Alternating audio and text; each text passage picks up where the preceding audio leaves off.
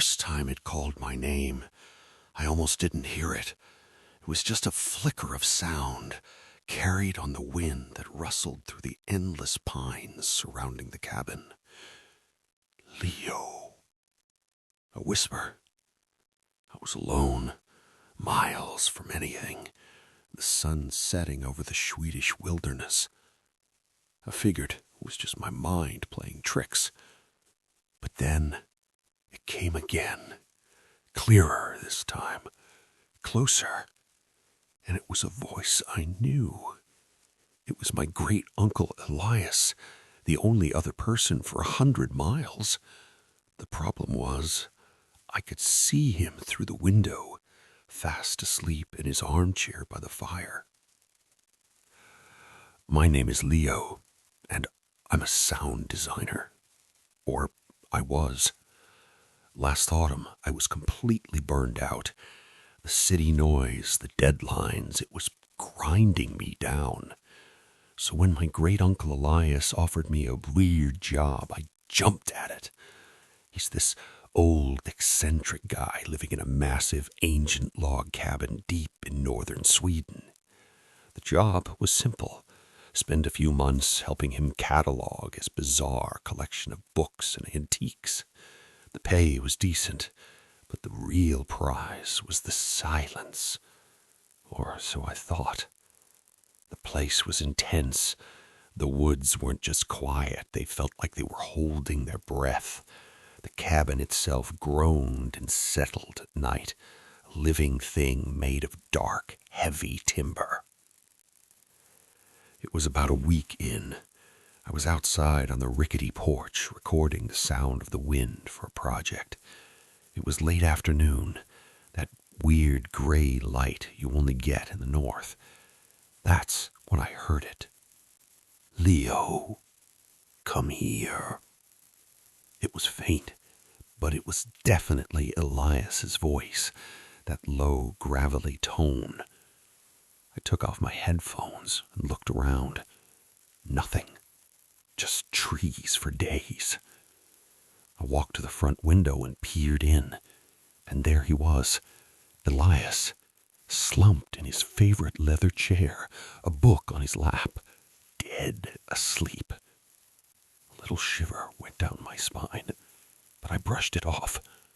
The wind plays tricks. That's all. That night, over dinner of stew and hard bread, I mentioned it.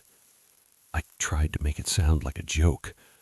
Hey, Elias, I said, I think this place is getting to me. I could have sworn I heard you calling me from the woods earlier. He stopped eating. He put his fork down and just stared at me. The folksy, eccentric old man was gone. His eyes were dark and serious. You didn't answer it, did you? He asked, his voice low. I shrugged. No, I just ignored it. He leaned forward, his voice barely a whisper. Good. Never answer. The old ones say the forest, it remembers voices. It learns them. If you answer, you invite the echo in. You give it a piece of yourself. I just stared back, the stew suddenly cold in my stomach. I'm a rational guy, a sound engineer. I deal in frequencies and waves, not folktales about echoes in the woods. Obviously, Elias was just being a spooky old man, trying to mess with the city kid. But his words, they stuck with me. The next day, I made a point of keeping my professional-grade noise-canceling headphones on whenever I was outside. If I couldn't hear the world, it couldn't mess with me. I spent the day on the porch, sorting through a box of old vinyl records, letting the music block out everything but my own thoughts. It was my shield, my soundproof sanity. I was lost in some old jazz record when I felt it more than heard it. a vibration, a sense of urgency that cut through the music. I pulled one ear off my headphones, and then I heard it clearly.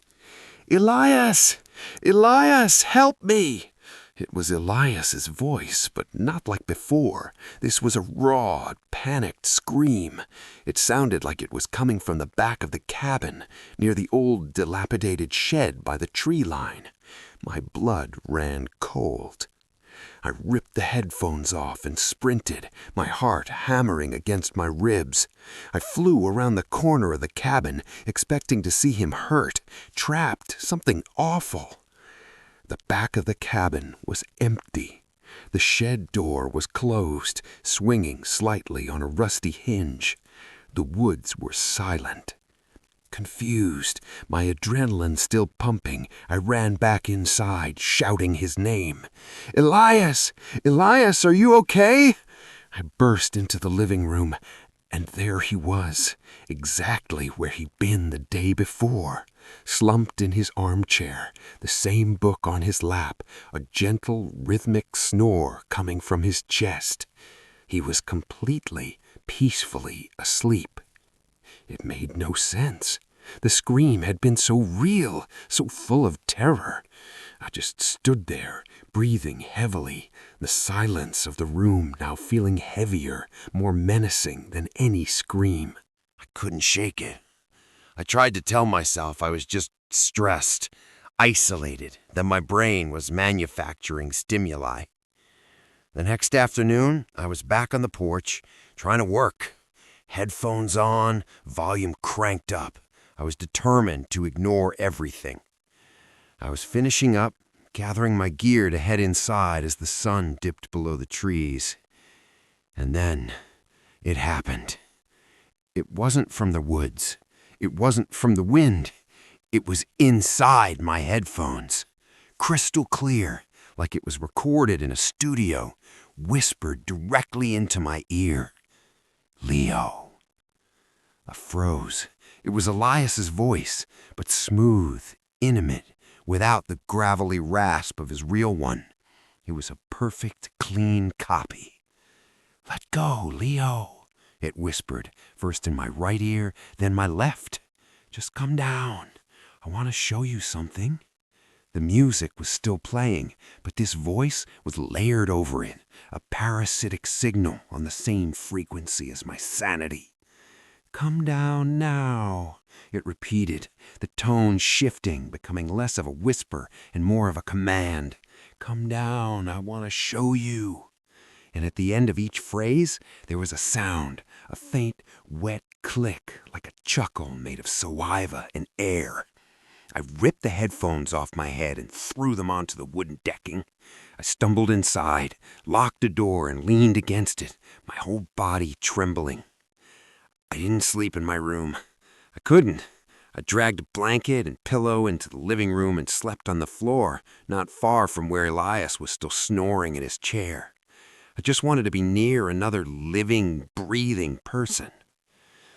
I remember closing my eyes around 9 p.m. on Sunday night, the clicking chuckle still echoing in my memory. The next thing I knew, I was being shaken awake.